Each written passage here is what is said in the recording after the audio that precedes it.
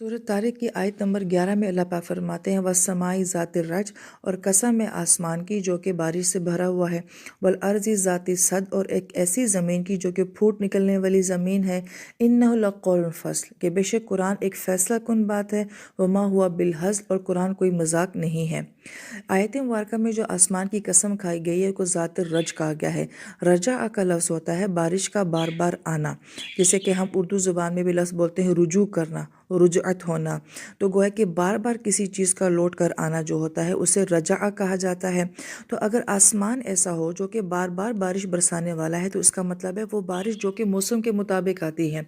जूं जूं मौसम बदलते जाते हैं उसके मुताबिक बारिश आती जाती है। तो जब ऐसी बारिशें होती हैं तो ज़मीन की हरियाली होती है। गोया कि आसमान का ऐसा बरकत वाला होना, ऐसा मौसम के मुताबिक बारिश का बरसाना जो है, गोया कि आसमान ज़मीन को आबाद कर रहा है, उसको हरियाली दे रहा है, उसका ख्याल रख रहा है। ये आसमान की यहाँ पे खूबी बयान की गई है। और सूरत बुरूज में भी हमने ये पढ़ा था कि आसमान जो है वो हमारे अमाल का गवाह भी बनता है। गोया कि आसमान का जो है इंसानी ज़िंदगी के साथ बहुत गहरा ताल्लुक़ है। इंशाअल्लाह ताला अगर अल्लाह पाक ने हमें वहाँ तक पहुँचाया सूरह मुल्क में, तो वहाँ पे हम ये देखेंगे, और सूरह नूह में ये मज़मून बहुत खूबसूरत बयान किया गया है कि आसमान का इंसानी ज़िंदगी के साथ क्या ताल्लुक़ है। बहरहाल ये आसमान जो कि मेरे अमाल का गवाह भी है और ये ज़मीन को आबाद करने वाला भी है, इसमें गोया कि पूरी आखिरत का तसव्वुर जो है वो सिमटा हुआ है।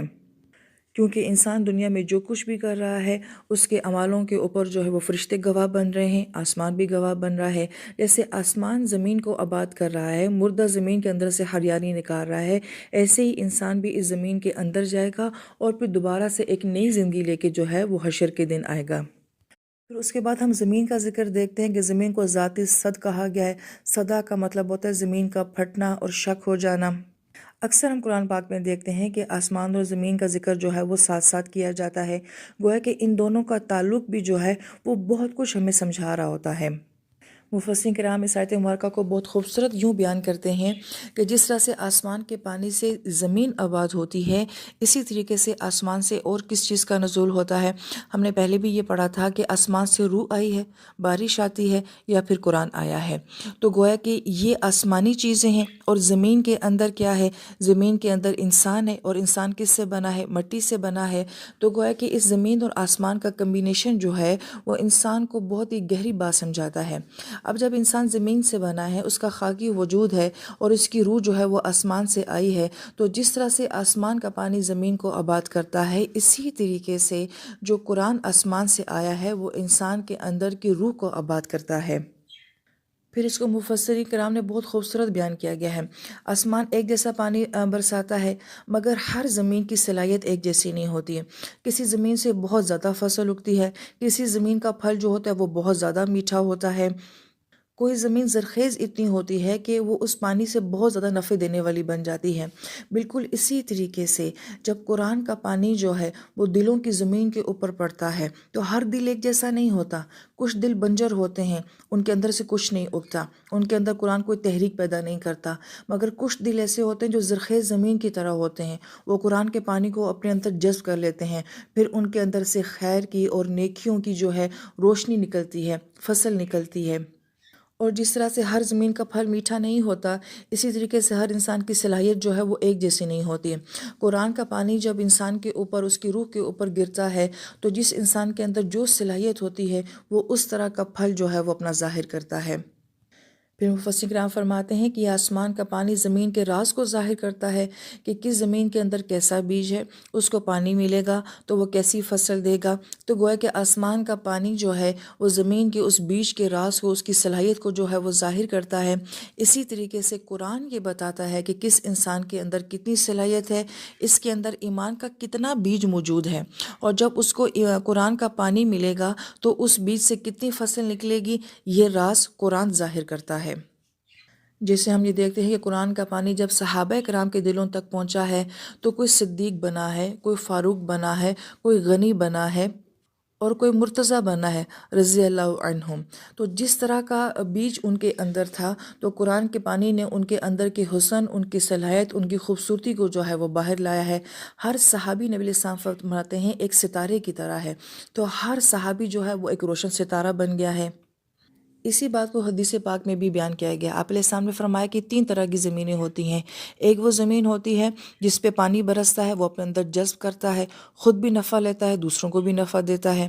ایک وہ زمین ہوتی ہے کہ جو پانی اپنے اندر تو جذب نہیں کرتی ہے مگر اس کی سطح کے اوپر پانی کھڑا رہتا ہے، لوگ اس سے بہت فائدہ اٹھاتے ہیں۔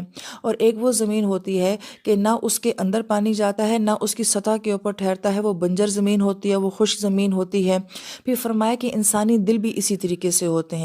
کچھ دل اتنے خوبصورت ہوتے ہیں کہ جو وہ قرآن کے پانی کو اپنے اندر جذب کرتے ہیں تو ان کی اپنی ذات بھی نفع والی بن جاتی ہے، وہ خود بھی بہت خوبصورت اور پیارے مومن بن جاتے ہیں اور بہت سارے لوگوں کو بھی نفع دیتے ہیں، بہت سارے لوگوں کو بھی خوبصورت مسلمان بنا دیتے ہیں۔ جیسے کہ ابو بکر صدیق رضی اللہ عنہ کی مثال کہ خود ایمان قبول کیا اور عشرہ مبشرہ میں سے 6 صحابہ ان کی دعوت سے جو ہے وہ مسلمان ہوئے، جن کو دنیا میں ہی جنت کی خوشخبری دے دی گئی، ان کو عشرہ مبشرہ کہا جاتا ہے۔ تو کتنا پیارا مومن، کتنا خوبصورت مومن جو ہے وہ قرآن کے پانی سے ظاہر ہوا۔ اور وہ مومن کہ جو کہ اپنے اندر قرآن کو جذب نہیں کرتا، وہ خود عمل نہیں کرتا، اپنی ذات کو نفع نہیں پہنچاتا، مگر اس کی ذات سے ہزاروں لوگ جو ہیں وہ نفع لے لیتے ہیں۔ لیکن تیسرا انسان کہ جو نہ اپنے آپ کو نفع دے سکے نہ کسی دوسرے کو نفع دے سکے، یہ بدترین انسان ہوتا ہے۔ تو گویا کہ قرآن فیصلہ کر دیتا ہے کہ کون انسان کیسا ہے۔ سننے کے بعد اسی تو کہتے ہیں کہ سنو، قرآن بتا دے گا کہ تمہارے اندر کس طرح کی صلاحیت ہے۔ اور الحمدللہ مومن کے اندر ایمان ہوتا ہے، ایک نور اس کے اندر ہوتا ہے، اور قرآن جب آتا ہے تو نور علی نور ہو جاتا ہے۔ یہ 2 نور مل کے انسان کی شخصیت کو بڑا خوبصورت بنا دیتے ہیں۔ لہٰذا مسلمان کو تو قرآن سنتے وقت کسی قسم کا شک و شبہ ہونا ہی نہیں چاہیے کہ اللہ پاک اس قرآن سے مجھے خیر نہیں دیں گے۔ کوئی بہت ہی بد نصیب ہوگا جو قرآن سے اثر نہ لیتا ہوگا، اللہ کسی کو ایسا بد نصیب نہ بنائے۔ لہٰذا مومن جب قرآن سنتا ہے تو اس کے اندر کا مومن خوبصورت بن کے جو ہے وہ باہر آتا ہے۔ اس لیے ہم قرآن پاک میں دیکھتے ہیں کہ مائے مبارک کا لفظ استعمال کیا جاتا ہے، کتاب مبارک کا لفظ استعمال کیا جاتا ہے، اور نبی علیہ السلام کی ذات علی کے لیے بھی مبارک کا لفظ استعمال کیا جاتا ہے۔ کیوں برکت والا کیوں کہا گیا پانی کو بھی، کتاب کو بھی، نبی علیہ السلام کی ذات علی کو بھی؟ اس لیے کہ برکت ایک ایسی چیز ہوتی ہے کہ جو کسی چیز کے اندر مخفی ہوتی ہے، چھپی ہوئی ہوتی ہے، اور جب اس چیز کے اندر برکت آ جاتی ہے تو گویا کہ اس کی برکات، اس کے انوارات جو ہیں وہ ظاہر ہونے شروع ہو جاتے ہیں۔ تو ہم یہ کہتے ہیں کہ میرا تھوڑا پیسہ بھی بہت برکت والا ہے کیونکہ وہ بہت زیادہ مجھے نفع دے دیتا ہے۔ زندگی برکت والی ہوتی ہے، تھوڑی ہوتی ہے مگر انسان اس زندگی میں بہت سارے کام کر لیتا ہے۔ اسی طریقے سے یہ کتاب مبارک ہے کہ جب یہ کسی انسان کے اندر جاتی ہے تو اس چھوٹے سے انسان کو بھی بہت بابرکت والا انسان بنا دیتی ہے، اس کے خیر، اس کی نیکیوں کو اور اس کی زندگی کو جو ہے وہ قابلیت والی بنا دیتی ہے اور اس انسان کو قابل بنا دیتی ہے۔ یہ قرآن کے اندر صلاحیت ہے کہ یہ ایک ایسی کتاب ہے۔ اس لیے اہل علم یہ فرماتے ہیں کہ قرآن جو ہے وہ قلب رسول صلی اللہ علیہ وآلہ وسلم پر نازل ہوا۔ ہم یہ نہیں کہتے کہ قرآن ذہن رسول صلی اللہ علیہ وآلہ وسلم پر نازل ہوا۔ آپ کا ذہن، آپ کی سوچ بھی بہت خوبصورت چیز ہوتی ہے، عقل بھی اللہ پاک کی بہت بڑی نعمت ہے، مگر دل کو اللہ پاک نے قبول کیا کہ یہ قرآن کو جذب کرے گا۔ اور بعض مفسرین کرام یہی بات فرماتے ہیں کہ دل کے اندر ہی روح کا مقام بھی ہوتا ہے، تو گویا کہ اس دل کی بڑی اہمیت ہے۔ تو اللہ تعالیٰ اس دل کو ایسا بنائے کہ یہ قرآن جذب کرنے والا ہو۔ اس لیے میں اور آپ قرآن سنیں، جتنا سن سکتے ہیں ہم قرآن سنیں، چاہے تلاوت سے سنیں، چاہے تفسیر سے سنیں، مفہوم سے سنیں، دوہرہ قرآن سنیں، مگر قرآن سنیں، یہ ہمارے اندر کو انشاءاللہ بیدار کر دے گا۔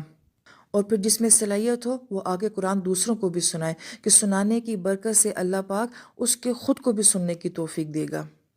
تو اللہ تعالیٰ سے اسی وقت دعا کر لیتے ہیں کہ اللہ تعالیٰ ہمیں سے ہر ایک کو قرآن جذب کرنے والا بنائے، اپنے اندر اتارنے والا بنائے، اور اللہ تعالیٰ ہمیں توفیق دیں اس بات کی کہ ہم قرآن سے ایک خوبصورت برکت والے مسلمان بن سکیں۔ آمین یا رب العالمین۔